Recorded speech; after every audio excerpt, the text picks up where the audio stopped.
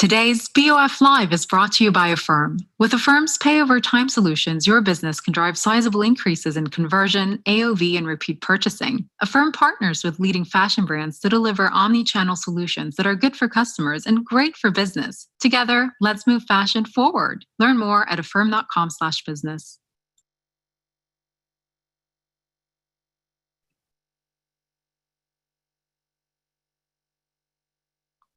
Good morning, good afternoon. Welcome to today's digital live event, where we discuss how shifting consumer values are changing online payments. I'm delighted to welcome my co-host today, Affirm's Chief Commercial Officer, Silvija Martincevic, who oversees Affirm's network of more than 5.3 million customers and 4,000 retailers at this point. Silvija, thank you for making this conversation happen today. Welcome to BOF Live. Thanks for having me, Robin. Silvija and I have had the pleasure of connecting a couple of times before this session, where we've discussed the major forces transforming retail that we plan to discuss today through this session. And that includes the impact of off-the-shelf technology for smaller businesses, the urgent need for retailers to optimize their omnichannel strategies to provide consumers with the convenience and increasingly the safety that they expect. But we're also very much open to answering any questions you may have that will come up through the session. So please do use the Q&A box in Zoom and send them over to the team, and we will answer as many as we can. But Silvija, I want to start with the consumers themselves and how the once unbelievable scenes that we're witnessing all over the world have impacted them and their spending behavior. Starting with the impact of COVID-19, which is the biggest shift to global consumers' lifestyles in modern history, curtailing the global freedom of movement. How has that impacted consumers' spending in the short term, and how might that impact it in the mid and longer term? Sure. Truly, the events of last 3 months, the world changed with COVID crisis, and then over the last week, the world changed yet again. And, I'll speak to COVID first and some of the changes that we're seeing. When COVID started, all of us suddenly needed to stay in our houses, and our homes became our restaurants, our gyms, our schools, as well as our workplaces. And certainly that drove change in how we look at our spending, how we look at our finances, and how we behave as consumers. We have seen a massive shift of spending online. Every year, since the 2000s, we've seen slight increases in online spending, but still pre-COVID, right? We were about 80% of all spend was happening in store. And what we saw with the emergence of COVID is a massive shift online. Our grandmas are now buying online. And so we think that this shift online to online spending will stay. We see, we looked at China and some of the they're living our life now about 3 months ahead of us. They're in the future, and what we've seen in China, that this shift online has remained constant even after the economy has opened. So we think that is one massive piece. The second piece around what you noted related to the last few weeks, especially the events that are happening in America, we haven't necessarily seen consumers shifting their habits as a result of protests and some of the terrifying things that have happened in America. But what we have seen is brands responding in a very, very different way. It's kind of a binary world right now. And we think that so many of the brands want to stand on the right side of history here. So we have seen brands behave very, very differently. And consumers, over the last decade or so, have been shifting towards mission-focused companies, and the events that are transpiring right now, we think will further that as well. Consumers will want to work with brands that stand for something good, that stand for good in the world. And, we think, especially given that a lot of our governments are not necessarily, stepping up, it's up to the brands, it's up to the corporations to drive some of this change. And I think consumers will be demanding that. You mentioned that the shift to online payments is likely to stay beyond, the need to shop from home and as a result of government advice or broader health advice. What else has been accelerated by this new world that we live in? And, as you say, on the one side, our physical being has been curtailed in the most extreme way that we can remember. And as you say, on the right-hand side, on the other side, how consumers behave, the motivation behind purchasing and consumption are of course being impacted by global movements towards equality and sustainability, but particularly in the current context towards equality. In in this new reality that we are living, that we are once again living after COVID, following, the tragic death of George Floyd. Have you seen any specific verticals that you believe will continue to be more popular, or have you seen any specific behaviors that you believe will continue beyond just shopping online? Sure. We have seen massive changes in, let's say, what are new essentials? There's new essentials now that consumers are purchasing, and I'll mention a few of those. Right after about a month into COVID, what we started seeing is a huge increase in sporting apparel, right? Generally, I work fashionable top and, yoga pants on the bottom. All of us, when we work, that is sort of how, that's been my approach. But I'm not doing that today. So we've seen a huge increase, 60+% in sporting apparel, literally overnight. We have also seen about 80+% increase in kitchen equipment, as we are spending more time in our kitchens. Last, really massive shift in the way people are exercising. The sporting equipment, exercise equipment, increased by 200% a month after COVID. My husband has been trying to find a set of weights for days now, and it's hard. Just as toilet paper got sold out in America, so are the weights. And so, when you think about all of that, whereas in the past consumers were always comfortable buying, $100, $200, $500 apparel online, but perhaps not that $5,000 sporting equipment. And so what we're seeing is that there is this just comfort level with spending across the average order values. And so with that, what we have seen is, a lot of our merchants that span from, average order values in the $50 all the way up to $10,000, all of them are looking for payment solutions that can help consumers during this time. And so whether that means, splitting the payments in four, for a dress, whether that means, getting your Peloton bike over 3 years so that your monthly payment is what your gym payment would have been in the past, $50 a month for your Peloton. And so we see this much greater demand from consumers for flexibility. And then in turn, online retailers across the average order value spectrum are looking for ways to provide flexibility to those consumers so that they can spend responsibly during this time. I want to dig into a little bit about that responsibility, and just though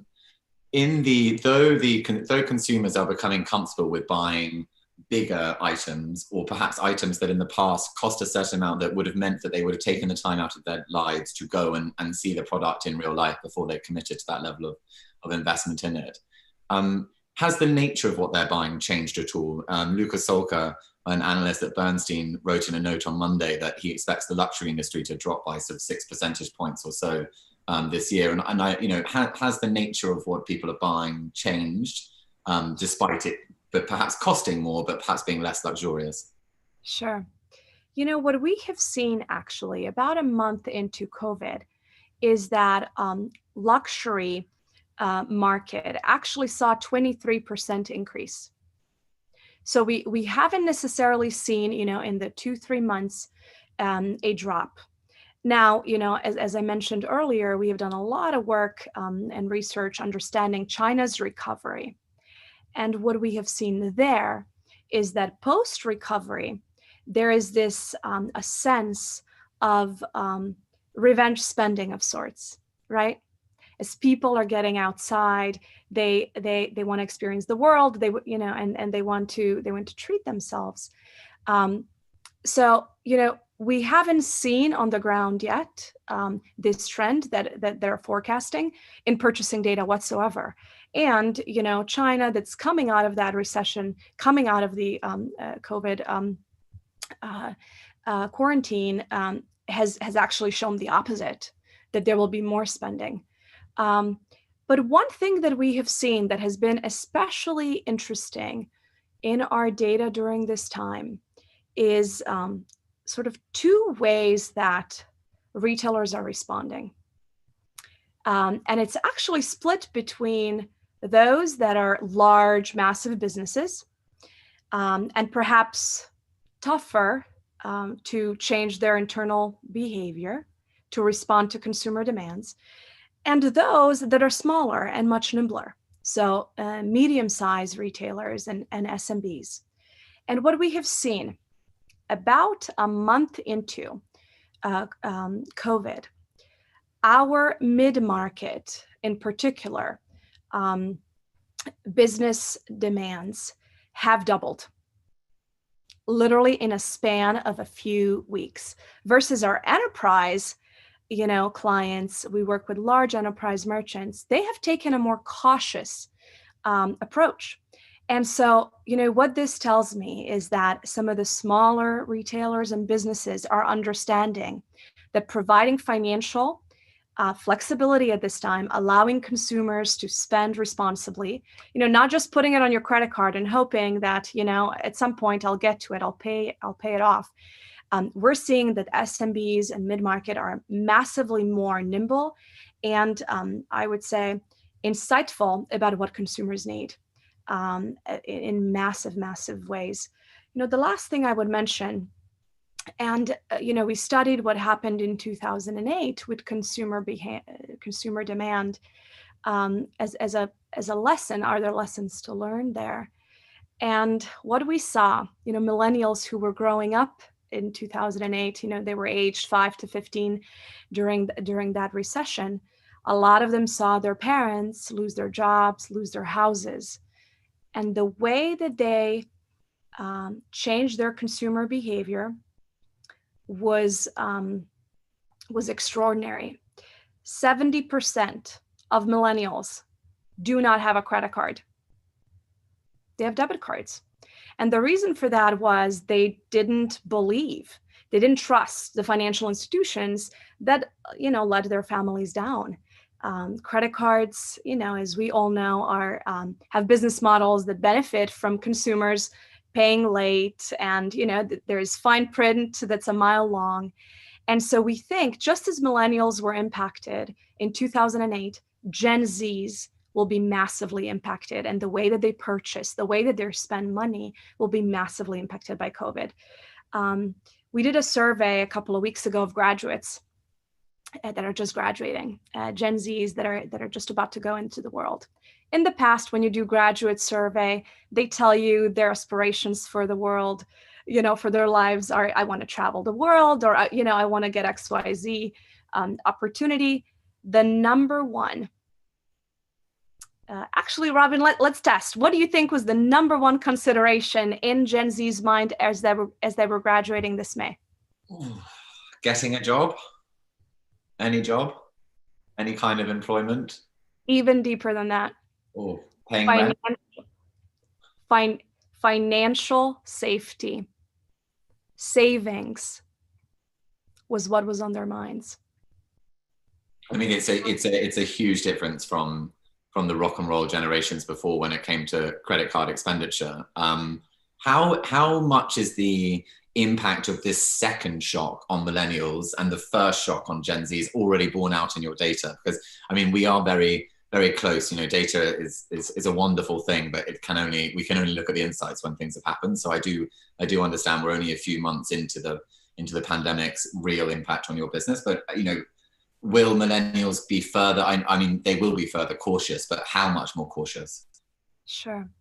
You know, we have seen that pay over time solutions like Affirm, about 2/3 of Americans have already tried them. So it is something that is, no longer unique. Alternative payment methods are becoming the norm for millennials and Gen Zs.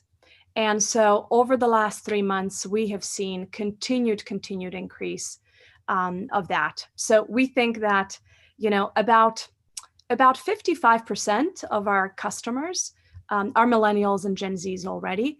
We haven't necessarily seen that mix increase. So we've seen that mix hold, but we have seen a very, very massive increase in our transactions.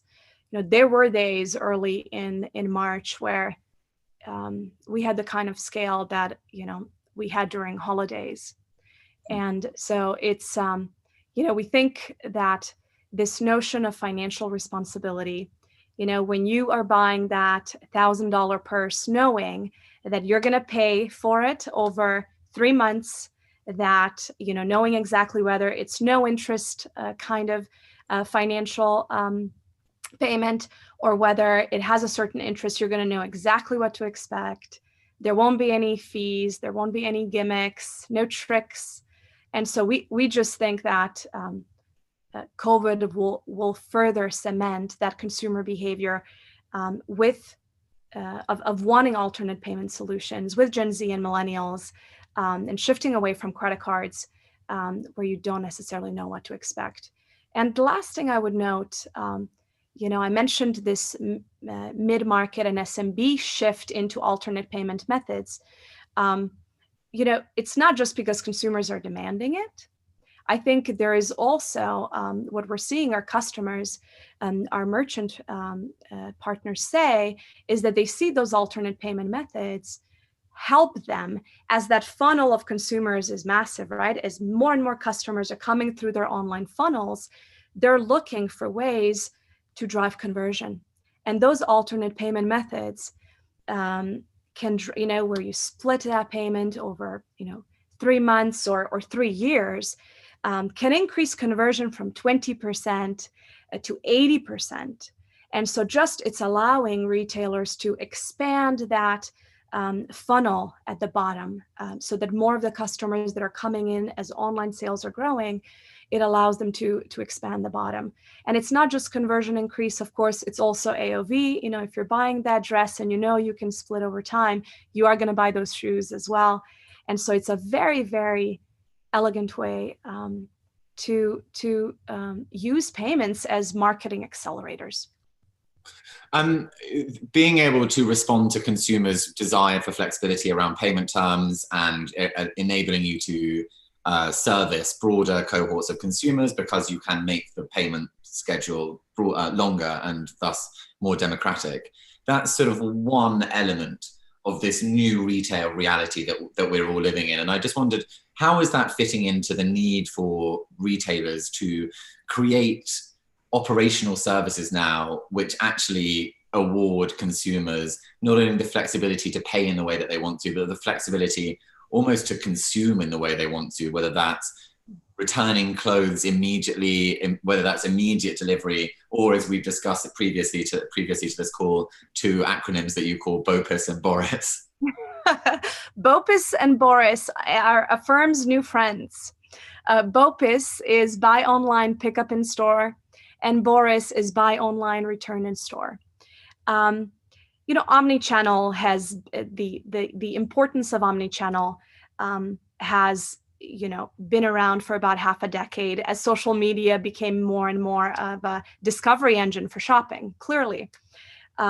However, we think during this time, connecting the dots across all of your touch points will be instrumental, and it's going to be a key growth driver. Here is what we expect that we're going to see. E-commerce will more and more become M-commerce, mobile commerce. The new storefronts will become in your hand. And so, imagine seeing that tie on Instagram. You will most likely start your journey post-COVID online somewhere. You will then, let's say that you have a party that night and you need it today. You will want to start that journey online as a consumer and then go to the store and pick it up. And so BOPIS, buy online, pick up in store, or curbside, will be incredibly important for both conversion, but also for safety, right? We don't, as we see, in China, and as we've seen in Europe, as some of the countries are opening, returning to store is not instant, and there's massive security, safety considerations there. So we think that technology that connects your in-store experience and online will be critical. We also think that mobile and online onboarding, getting that customer to learn about your experience online, will be critical. And last, what used to be so commonplace, where you're giving your credit card or whatever over to the store clerk, will become a matter of safety. And so we think that paying for things on your mobile phone, even when you're in store, will become commonplace. Contactless payments will grow massively as a result of the changes that we've seen. So we think there's going to be some real tectonic shifts in the way that not just consumers buy, but the way that they actually pick up and pay. A number of the companies and brands that have started exploring BOPIS and Boris, or both, I guess, but more BOPIS, more this idea of curbside retail for the near future at least. Have you seen in the data the positive response of brands that have this operational capability? We have. It's been so interesting. I mentioned that some of our retail merchants are, especially those that are smaller ones in scale, are ahead of the curve during this time. And we got some of our partners together recently, and this topic of how do you connect all of these touch points was the main topic that they wanted to talk about. How do I, what kind of marketing campaigns should I have? How localized should they be, right? Localization is another very important thing for consumers during this time. They don't want to have to travel. They don't want to get in their tube, right? And so a localization, understanding how best to localize the marketing communications is so incredibly critical. And so we think that sharing knowledge, observing what others are doing, leveraging, companies like Affirm that are sort of leading that charge of omnichannel operationalization is critical. We've mentioned small SMEs and medium-sized businesses a number of times, and there is not only the idea that you've just mentioned that they are actually now equipped with off-the-shelf technology that can really close the gap with the kind of operational competitive advantage that much bigger players used to have. When e-commerce was young and net-a-porter and matches, the thought of a mom and pop store being able to commit to an afternoon of a delivery window was unthinkable. But with the influences of localization, with the opportunity that this off-the-shelf technology represents, clearly the outlook for SMEs is positive. There was one other thing that I wanted to raise in relation to SMEs, which is their ability to reflect their consumer bases faster and quicker. They are much more able to authentically have purpose within their businesses. And with those sort of three things, it seems like the outlook for SMEs, you believe, or Affirm believes, to be positive, despite the very real challenges we have with the global recession that we all know is coming. There are moments in time where the world changes forever. This is one of those moments. And we believe that companies that are nimbler, that are using technology to democratize their businesses and to respond to very, very huge tectonic shifts in consumer demands, those are going to win. And seeing the kind of demand, I said 200% increase in less than a month in SMB demand for alternative payments.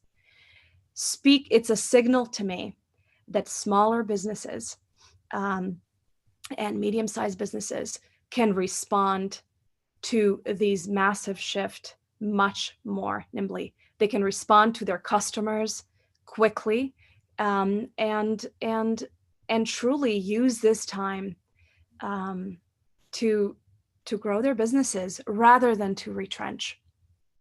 So we are unbelievably hopeful. Good. We have one question from our community that's relevant to this part of the conversation, which is about how any sort of advice for retailers that are new to e-commerce. And I wondered whether in your discussion with your partners in how to fit all the dots together, whether some salient pieces of advice you might be able to share with our community. Sure. So I think, there's a few things that I would mention. Number one is really, really being thoughtful about what the brand stands for during this time. Being thoughtful about the social media strategy and the way that you interact with consumers at a time that's difficult. As I said, our world shifted twice in the last 3 months. So being thoughtful about the social media strategy, being thoughtful about the content that you put out there, leaning into your values. There's no, when our true colors are shown, is at times like these. And so the consumers can see through brands that, talk one talk and walk very different walk. And so I would say truly leaning into your values during this time and in fact celebrating them, what the brand stands for. I think that is the foundation. Second, being curious and being unbelievably opportunistic about technology during this time. It is technology that will be the biggest growth driver, and that allows you to respond to these consumer trends. Where everyone is shifting to mobile, where consumers are demanding greater financial transparency, where they're demanding flexibility of payments, where you have this top of the funnel that's now expanding with both Gen Z as well as baby boomers shopping. And so being responsive to using technology to drive the expansion of your conversion, of your funnel, so thinking through your marketing strategies, not just, having sales, but also providing more responsible and easier way for people to both transact and also consume the goods. And so I would say leverage technology in a really, really powerful ways. And then last, we have this value at Affirm. We're here together. And so I would say, we're all here together. Leverage your colleagues. Leverage folks that are in the same business as all of you are, and find a way to share best practices to stay ahead. How have you seen Affirm's role? We've got another great question from our community, and please let me know if we should move on. But how have you seen the resale market impacted by these? It's similarly to the growth of flexible payment. There's also real understanding of the sort of continual value of goods. It has been fascinating to watch, actually. The trends that I mentioned about, double-digit increases in sporting apparel and double-digit increases in luxury sales as well. We have seen resale grow just as much. In fact, if not more, in some of our verticals, when, I mentioned my husband looking for free weights, finally, he's like, I think I have to buy them used. And so we actually think that resale market, and we've seen it borne in data, is just as strong during this time. There's one more question from the community before we should jump back to sort of thinking about the future. And that's it. The question is really about the difference, how consumer caution is shifting in different geographies. But I think what would be super useful would be to understand the lessons you've learned from China already. And I know we've touched on a couple of them, the revenge spending, but anything in a bit more detail about lessons from China, and then how you think, given previous behavior or previous consumer behavior, and in the absence of no more world-changing events, how those might be replicated or slightly varied in both Europe and the States. Sure. So, when COVID started in United States, what we saw was massive decline in travel and entertainment. And this is not 10, 20%, this is 95%. The ground just dropped from underneath that industry. Same thing happened in China. What we saw, so, we can now compare the data that started in the first few months, the data from first 3 months in China to now data first few months in the rest of the world. And we are seeing very similar trends. So early on during the outbreak in China, very same behavior. And so we think the consumer behavior will be quite similar. So travel, entertainment, spending basically going down to zero. Notion of new essentials, of sporting equipment, of kitchen appliances, of comfortable apparel, and luxury spending. Those things thrived during COVID in China. What we've seen, as now China has gotten slowly out of the recession, some verticals are not returning back to normal. Restaurants is one of them. They've been open for entertainment in general.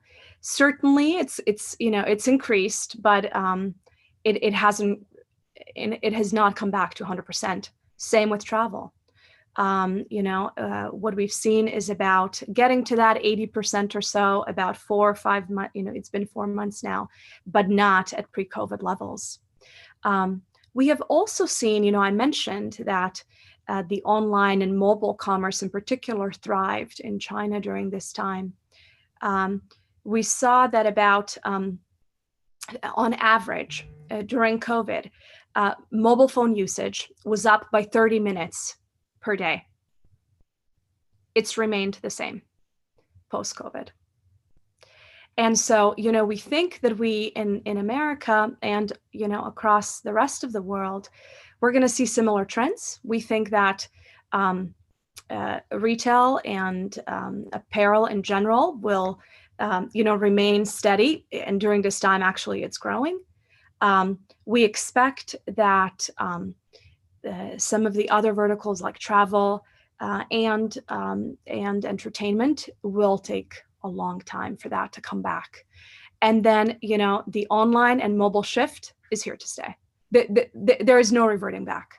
And so, if you are seeing your mobile engagement, your online engagement increase during this time, it's going to stay. What about the impact of localization? And when I think about that, I think about the States more than anywhere else, really, just because of the size of the country, as opposed to anything else. How do you think in this more mobile world where consumers continue to be cautioned, how long will localization matter? I guess is my answer. My question rather. We think we have thought a lot about this question. As we are thinking about resurgence. How do we position our business for resurgence? And we think that localization, staying locally, spending locally, instead of going to, that large hotel in another country, actually getting an Airbnb or VRBO in your own, community. We think that will last for a while.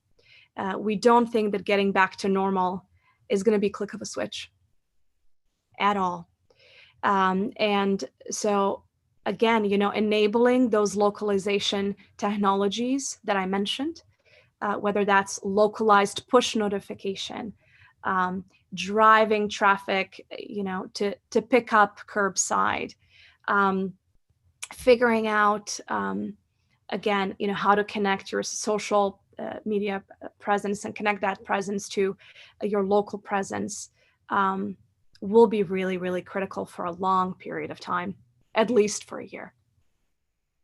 Silvija, I'm sad to say that we are running out of time. So I have an inkling of what I think will be your general response, but retail has shifted beyond recognition. On the one side, the shifts that are a result of the COVID-19 pandemic, although our lifestyles will be forever altered, and it's unlikely, this is not simply going to go away. We will have to manage this virus for a number of years to come. But that shift seems much more transitory than potentially this shift in consumers' sort of hearts and minds. And that's both on the one side, they're reeling from the second global shock, our trust in government, all of the structures that our societies are built on is falling through the floor.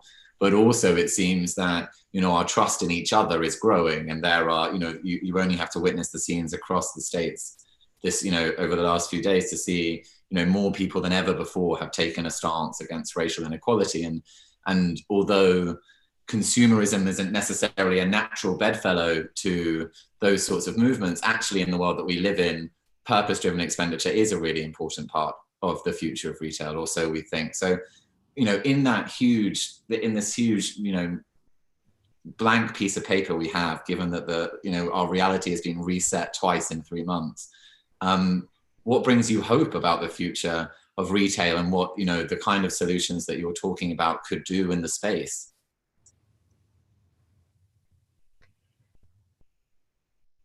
I think we're living during extraordinary times. And I think all of us business owners and humans, one day will look back during this period and we will say, how did we behave during this time?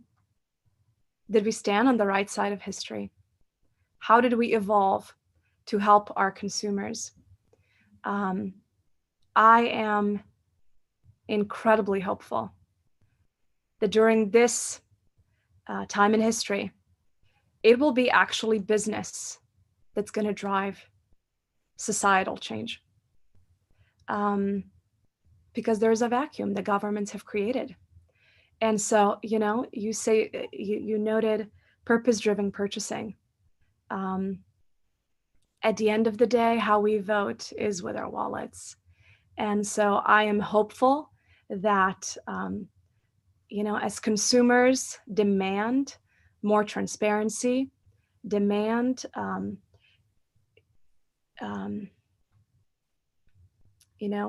mission, demand goodwill missions from the world, we think that businesses will be the ones delivering. And that makes me unbelievably excited. I also think technology, just as, in 2008, as our world changed, there was no Instacart, there was no Twitter, there was no Instagram, there was no Uber pre-2008. It changed our lives. And so I fully believe that coming out of this, it will change our societies, and for the better. One that's more transparent, more responsible, one where businesses will be more accountable to their customers, and one where customers are going to drive change. So I am incredibly hopeful. Thank you for sharing that hope, Silvia, and thank you for sharing all of your insights with our community today. I've certainly found it a very fascinating conversation, so thank you very much. It's been a pleasure. Thank you for having me. No, thank you. A pleasure. Everyone stay healthy. Sorry to cut you off, Silvia. I said everyone stay safe and stay healthy. Thank you, everyone, for joining us. And please, as Silvia says, do stay safe and stay healthy. If you want to explore this topic further, as part of our partnership with Affirm, the OF has written a piece on how transparency could impact the retail industry, in which we break down consumer demands for transparency and how that is impacting communication, marketing, supply, distribution, and all the other elements of the retail market. And that is the first in a series, so there'll be more opportunities to explore how the retail market is evolving with Affirm in the future. But thank you all very much for joining us, and as Silvia says, please stay safe.